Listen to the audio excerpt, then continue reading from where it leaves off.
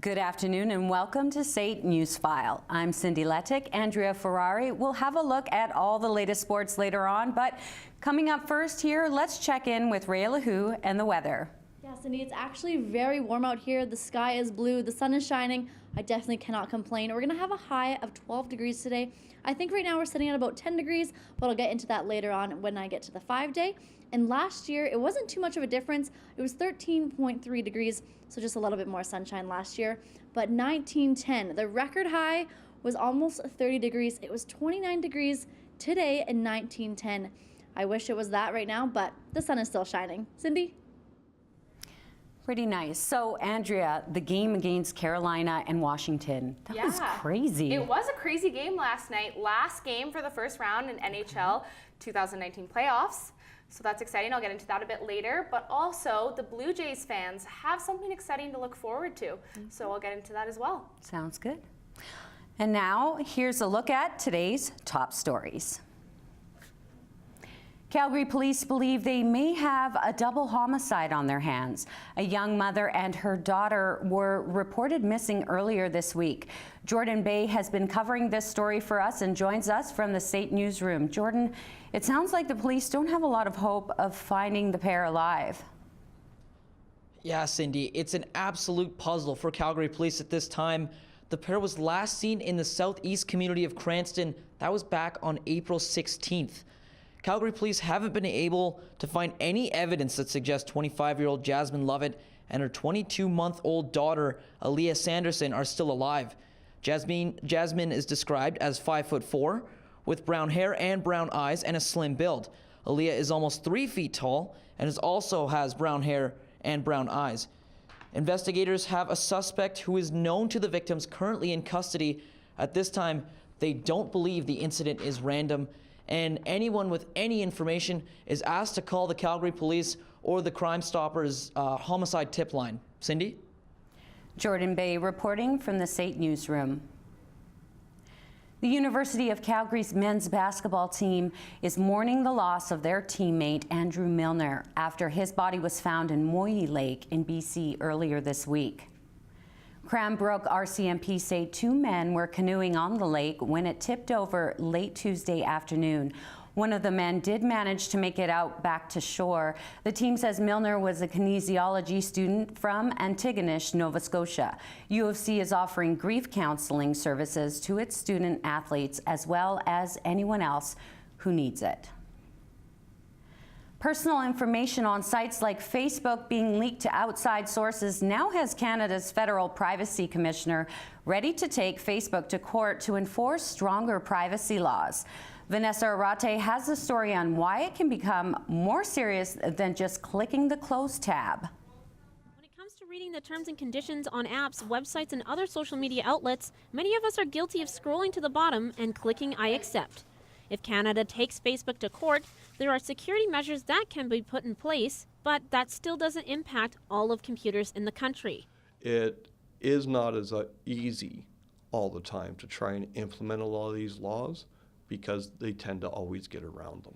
The simple fact is Facebook is easy to use, and in this digital era, you can keep in contact with friends and family across the world, which continues to be the main reason many people use it even though their information might be at risk.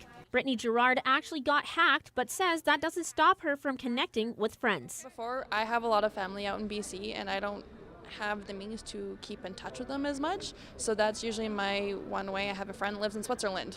Obviously, I can't just go and text her right away. Spurgeon says what's important is you know who you're talking to. They've really got to be vigilant as to watch what is coming in, especially if it's something they really don't recognize. Attachments can always be a problem. Facebook continues to be a popular social media website. And even though Mark Zuckerberg has been in trouble the past year for privacy issues and personal information being leaked on Facebook to other companies, many people around the world and Canadians don't seem to know all of the risks that are involved. For State Newsfile, I'm Vanessa Arate. Students at Calgary's Catholic schools still have a few months before they get to enjoy their summer break, but It might be a chilly one for teachers. The school board sent an email about an immediate hiring freeze last night, which means no plans for new teachers in the fall, or so it seems. The board says they'll hold off on the budget changes until the new premier designate lays his budget out for education in the new school year.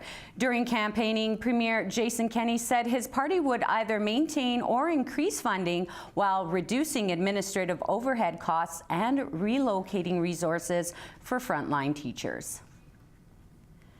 With food delivery services flourishing like never before and restaurants bringing in profits, it seems like the age of people cooking for themselves may be dying. But as Christian Oldale reports, there are still many people of all ages who enjoy the delicacy of a home-cooked meal. For breakfast, lunch, and dinner can seem exhausting at times. That is a big reason why delivery services like Skip the Dishes and fast food restaurants are so popular. Many find it more convenient to grab a quick burger than do the work themselves. But using those services too often is expensive, and often are not very health conscious. A home-cooked meal provides more opportunity to put a bit of flair and some care into the dish, and many young people still do their own meal prep. I always meal prep every Sunday, so I always find cooking is like super important. Like without it, it'd be like kind of sucky to have like a meal plan here. I feel like it gives me like a super wide range. A study in North America found from 2003 to 2016, the number of male college-age students who knew how to cook had risen from 37.9% up to 52% in those 13 years. Besides the price of ordering food, the increase in the amount of cooking is attributed to the health benefits. The total control of the ingredients makes it broadly appealing. This is especially true for students. Students have a very busy schedule to deal with and are near constantly stressed. Eating healthy is proven to help your studying and your sleeping habits. If I don't eat healthy, I don't get good sleep, which ultimately affects the way I learn. If you come to class when you're not feeling healthy, sometimes it's harder to memorize things, harder to understand things. And I know for a lot of students, it definitely contributes to the fact that they sometimes maybe fall asleep in class as well. With both fast food and delivery services flourishing, and millennials cooking more at home, it really is an interesting time for Stats for food eaters. Whether you want just a quick and easy alternative, or something delicious and nutritious. For State Newsfile, I'm Christian Oldale.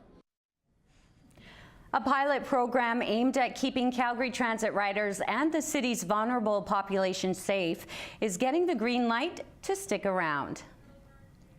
It's a partnership between Calgary Transit and the Alpha House to service the downtown core, maintaining social order on transit by connecting those that cause trouble with resources that help them is the goal of the city's project. Vulnerable Calgarians are linked with programs like housing and addiction recovery services instead of getting the police involved. Some transit riders say the city could benefit from expanding to other areas. Especially on the east side of the city, people don't really know how we truly live and what we go through every day. So how they can't really empathize or sympathize with our situation. The city says a partnership with Alpha House has shown a significant drop in the numbers of Calgary police officers called to transit-related issues. The end of the semester is here for many students. Graduation is coming. As programs wrap up and students head into the real world, many people tend to feel an excess amount of stress during this transition period, especially when it comes to planning their futures. SAIT wants students to know that even when they're gone, there is support services available to them to help them no matter how much time has passed. For SAIT grads, we basically offer all of the services that we offer to our students. So if you're looking for employment in your industry, if you're looking just to pick up a job for now, we'll assist with that entire process. Becoming a SAIT alumni has its perks from the moment students come to SAIT to the moment they walk the stage. They have free access to SAIT career fairs, job listings, employment, workshops, and much more.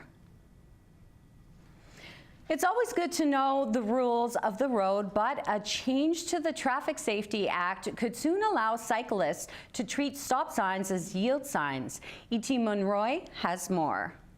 Transportation Committee voted to let skateboards, scooters, and inline skates roll through the city's cycle track. The city could also be giving a break to cyclists. Calgary could soon allow cyclists to yield at a stop sign, a bylaw that has been gaining momentum in BC and other major cities. Since 2007, the number of bicycle trips in downtown Calgary has more than doubled, from just over 7,000 trips to nearly 19,000 in 2018. Cyclist Rob Ferguson agrees with the new motion, but he feels that education should go along with it, saying a lack of understanding the rules has been a major reason for collisions. This isn't about fairness and equality. This is actually about who's got the energy. In the crash, it's not the cyclist, so I think latitude for stop signs and traffic lights is maybe not traffic lights, but stop signs for sure. Cyclist Tyler James also agrees with the potential bylaw change. He says being aware is the biggest issue. Well, it all depends if it's busy or not, right? Like, you gotta see if traffic's coming away, but I've been biking here for years, and as long as you keep your eyes open for traffic, everything's good. Yielding and not having to stop at a stop sign is also called an Idaho stop. The name originates from the northern state in the U.S., Idaho, back in 1982 when it was legalized. But after talking to Councillor Chu, he says his major concern is safety. Councillor Chu feels it would be very dangerous and called the motion a slippery slope. So we allow people not to stop at what speed? 10, 5, 10, 20, 30? There's no end, right? And what happens if something happens? Who's going to be sued? Most likely the city will be sued too. And safety, that's number one issue. After Idaho passed the motion to allow cyclists to perform an Idaho stop, bike collisions dropped by 14%. For State Newsfile, I'm E.T. Monroy. And those are today's top stories. We'll have a full look at the forecast after the break, but first, Rhea has a look at what's going on around Calgary this week. This 4-day pulp culture convention starts tonight and will wrap up Sunday. It's one of the biggest events of its kind in the world, with hundreds of vendors and workshops. It is the Calgary Comic-Con. And the Springfest, traditionally it's celebrated in Asian and European countries, but this year at Market Mall from 12 to 6 p.m. there'll be dancing and tons of food celebrating the beginning of a new year according to ancient Turkic tradition. And for all of you bride-to-bes out there, at this free event, you can find your bride dress at a cheap price, saving up to 50% off on all of your brands. Must register online to receive tickets. Starting the tradition back in 1980, this year marks the 39th annual Half Marathon.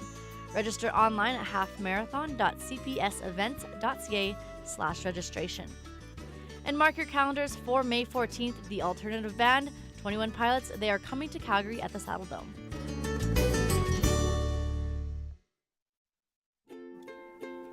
The Cochrane and Area Humane Society provides surrounding community members the opportunity to become pet owners. The Cochrane and Area Humane Society offers new pet owners educational classes that teach responsible pet ownership. You can get involved with the Cochrane and Area Humane Society by visiting them or by calling 403-932-2072.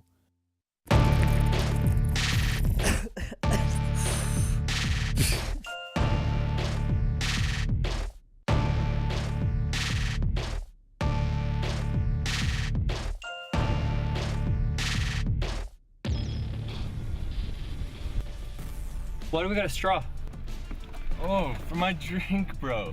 Yeah, here, man. Good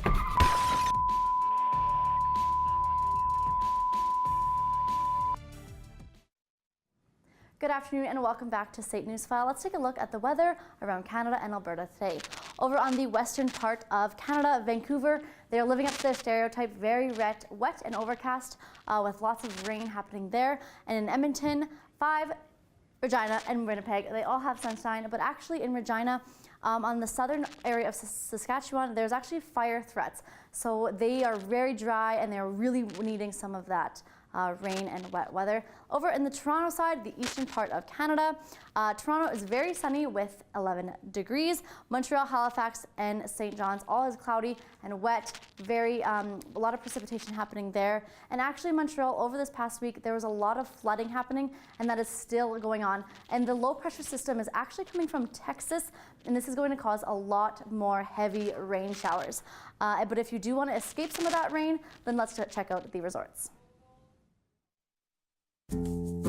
right now in Palm Springs. It's at a blazing 32 degrees, perfect weather for some tanning, but you don't want to forget that sunscreen and pack your bags, soak in some Barbados sunshine. And over in Mexico, Cancun is at 29, although there is a few clouds. Perfect weather for some touring. And hit the slots in Vegas. It's sunny, sitting at 34 degrees. And today in Calgary, we're gonna have a high of 10 degrees. Right now it is very nice and blue skies outside. The wind is coming from us from the south at 16 kilometers an hour. And there's basically just a lot of more clouds and sun coming our way. Around the Alberta map, all sunshine across the map. It's very warm, but that's not going to stay much longer. A lot of rain and mixed weather is coming our way. Calgary, Red Deer, Edmonton, all very sunny. All single-digit numbers though. Grand Prairie and Fort McMurray up north, they do have some more clouds, a little bit more cold there. And the high pressure system that has been over us for the past week or so with all these warm temperatures is now going to break and bring into a low pressure system, bringing in some snow and bringing in some rain showers. Let's take a look at the 5-day. Tonight we're going to have, again, mixed precipitation with some rain, a low of -1 degrees. Tomorrow, though, some snow, unfortunately, but pushing into the weekend, we will see some sunshine with a high of 3. Let's take a look at the ski report.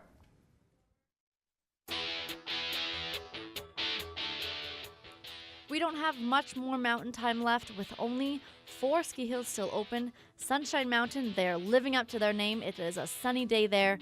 Causing some wet snow though, the base of 67 inches. Over in Nakiska, the slopes are wet, but the weather is sunny, a high of 8 degrees there. So if you decide to go up to that mountain, you can leave the parka, the toques, the mitts all at home. Over in Lake Louise, blue skies with nothing but a beautiful day. The fresh layer of snow, so us Calgarians, it won't take nothing to drive there. 118 of the 145 runs are open, and 26 of those are groomed. Snow conditions are looking good at Marmot Basement and near Jasper. A little more chilly there, though. They are sitting at -9, but the snow is packed and groomed and ready for you. Although Norquay, Fernie, and Revelstoke, they are all closed for the season, getting ready for spring, but they will open up again next winter.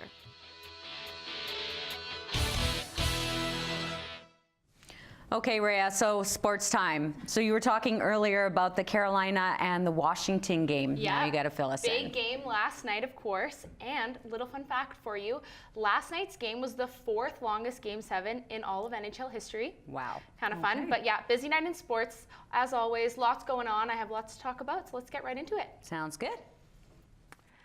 Last night's Game 7 was the final game of the first round of the 2019 playoffs between the Washington Capitals and the Carolina Hurricanes. The Hurricanes came into the game looking to win their first playoff series since 2009, jumping right ahead to the first. Andre Burakovsky finds some space and beats Peter Mrazek, and there's the goal. Very nice shot. And skipping over to the second, nothing for the Caps. Sebastian Aho gets his own rebound and slides it underneath Braden Holtby.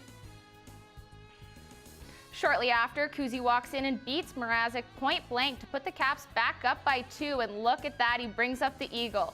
He is fired up. Still in the second, puck finds its way to the high slot, and Timo Teravainen slides it past Holtby. The Canes are within 1. Then in the third, Jordan Staal evens the score with an absolute rocket. This game is heading into overtime. And after 20 minutes of extra time solved nothing, Justin Williams throws one on goal, and Brock Mergen tips the home winning series. The Hurricanes upset the Capitals in 7. With the loss there will be a new Stanley Cup champion in 2019 as the Canes get the set for New York in round 2. To call these playoffs unique so far would be an understatement. For the first time in NHL history, all 4 division leaders were eliminated in round 1. The Calgary Flames, the Nashville Predators, the Tampa Bay Lightning, and the Washington Capitals. The Hurricanes' cap game was officially the final game of the first round. And with the opening round done, there is a chance to look back and reflect on how the round was. Jake Foster now joins us live from the SAIT newsroom. Jake, what's going on with the playoffs? Honestly, Andrea, I don't know. That first round was absolute insanity, and it showed you one thing, that all you need to do in the NHL is you just need to punch your ticket to the dance in order to have a chance. And That first round, the physicality, the pace of play was absolutely bonkers. And what are you anticipating for the second round? Well, I imagine the second round is going to be pretty similar to the first round as far as the physicality and how fast the game is played. But honestly, Andrea, I have no idea what to expect going forward here. I had Tampa and Calgary in the Stanley Cup Finals, so that shows you what I know. If it's anything like the first round, it's going to be wild. And now the big question is, who do you have it winning all with so many big dogs out there? Well, like I said, I had a Tampa-Calgary final, but I think the Boston Bruins probably at this point have the best chance. But like I said earlier, it's the Stanley Cup Finals, it's the Stanley Cup playoffs. Anything can happen. I also really like Columbus coming out of here. If they can get past the Boston Bruins, I think they have a really good shot at making a deep run, because anytime you can sweep the #1 team in the league, that will give you a bunch of momentum. So I like the Blue Jackets, and I also like the Bruins, so whoever comes out of that series. Well, Jake, if round 2 is anything like round 1, the next few weeks of playoff hockey should be exciting. Jake Foster reporting live from the SAIT Newsroom. Round 2 kicks off tonight with Columbus in Boston and Dallas in St. Louis. The wait for the Toronto Blue Jays fans is finally over. Tomorrow night is officially Vladdy time. Vladimir Guerrero Jr. is set to finally make his MLB debut tomorrow night against the Oakland Athletics. Guerrero is considered to be the top prospect in baseball and hit 3 home runs in his last 8 games of triple against Buffalo. The Canadian slugger also had an on-base percentage of .424 to go along in his Game 7 AAA. Opening pitch is just after 5 tomorrow night. With the slopes closed and the outdoor rinks melted, now is the time of year sports enthusiasts switch gear. But as Jake Foster reports, the golf season in Calgary can be complicated. Being a golfer in Calgary is no easy task. It's a consistent battle with the weather, and if players get 4 months a year to golf, that's a win. But players aren't the only ones feeling the consequences of the shortened golf season. All the courses are struggling right now with new members. People have a different style of living. We have the cost of golfing. You know, it's kind of a big issue. But here we are in late April, and finally almost all the courses are open. And now with golf season just around the corner, it's safe to say that golfers and players are getting excited. The links and the driving ranges are starting to get full again of golfers, like Forbes Morrison, who were frustrated with the long off season, but are ready to get back at it. Yeah, it's been a pretty long off season. Weather's pretty nice right now, been warm enough, so yeah, I'm really excited to get back out there. For SAIT Newsfile, I'm Jake Foster. Well, it's not just playoff action on the ice. The hard court has had its fair share of memorable moments so far, and round 1 is still underway. Canada's team, the Toronto Raptors, knocked off the Orlando Magic in 5 games to punch their ticket to round 2. They will face the 76ers, who bounced Brooklyn in 5, and Boston will get the top-seeded Milwaukee Bucks in their second round. In the West, the Golden State Warriors had a chance to knock off the Clippers, but couldn't get the job done. That one is heading into 6. The Trailblazers and Rockets have already secured their spot between Game 6 between the Nuggets and Spurs goes tonight. Denver can advance with a win. And that's a look at sports. Lots going on. That's a lot going on, baby. Yeah, it was definitely a lot, but it's exciting for sports fans, for It sure. is. Very, very good. And coming up after the break, we are going to explore some parting words from instructors on SAIT grads coming up.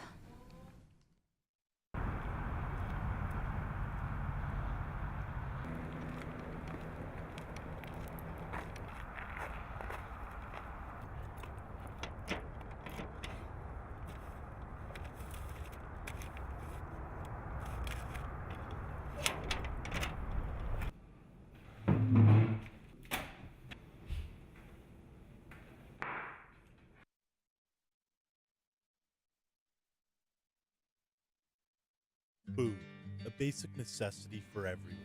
but not everyone can get it for themselves or can afford it for them. But this is where Meals on Wheels comes into help. Meals on Wheels is a non-for-profit in Calgary. Their main objective is to promote health and independence in the community. Meals on Wheels does this by providing and delivering quality, nutritious, and affordable meals for everyone in our community. Meals on Wheels values their clients and understands their situation and needs. So short-term or long-term, Meals on Wheels is here to help. As the end of the semester approaches, many students start to wrap up their time here at SAIT, specifically the second-year radio, television, and broadcast news students.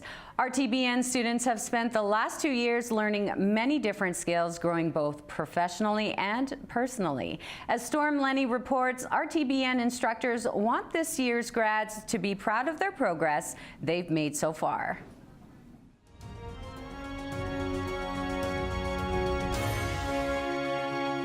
Two years have come and gone, and now the radio, television, and broadcast news students are ready to head off into the real world.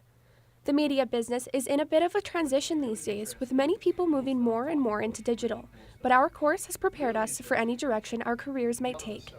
The instructors want grads to know just because they're out of the classroom doesn't mean the learning has to stop. Now we've given them this much of what this industry is all about, and the opportunity for them to go out in that industry and start learning more is where the real growth happens as well. So I think that the opportunity for them to continue to be a lifelong learner is really important for them to remember. Over the past 2 years, the students in this year's grad class have had the opportunity to build lifelong friendships and grow together as a group. These are people that are going to be in the same job as you, same industry as you, and have the same passions as you do. So I really do believe that these are friends that I will have pretty much forever. Instructors have had the pleasure in aiding in this growth and helping everyone get prepared to succeed in industry. I've seen people grow from very, very young to wonderful, wonderful young people who are just ready to go out and grab the world. So do that. Grab the world. It's yours. Although second-year RTBNs have completed their education, it's important they continue to work hard in order to reach their dreams. Show up on time, work hard. I think so many people just don't realize the value of actually just being present in their job and working hard. You have to work hard. People pay you. RTBN instructors just hope that students use the skills they've been taught to help them reach their goals and achieve their highest potential. You're going to get rich in experiences, right? There's so many great experiences about working in the broadcasting industry. And so you might not make a lot of money, but you're going to get rich in kind of those ways, right? So what advice could I give you guys? I would say have fun and get rich. The season is changing, the semester is ending, and for many of us, so is our time here at SAIT. But one thing's for sure for us RTBN students, we will never forget the time we spent here, and we will continue to chase our dreams. For SAIT Newsfile, I'm Storm Lenny. Okay, whoa, how are you here? And you were, I'm confused, but that is the magic of our programming. So you guys, what do you think? It's been fun. I can't believe it's already over. This is crazy. Last show. It's crazy. But well, I don't know about making a whole lot of money like Shane says, but you know what? We can all be hopeful. We can hope. We can and all maybe hope. combined we can make some insane money. Yeah. But for now, we're just going to be happy with whatever we get. That's right. So, what are your plans? You know, I'm just going to wing it. That's basically what We I've all been just doing. gotta wing it, I think. Yeah. So, thank you, everybody. Thanks for joining us. For SAIT Newsfile, you're all of us here. Yeah. Goodbye. Goodbye. Bye. Have a good time. Good job.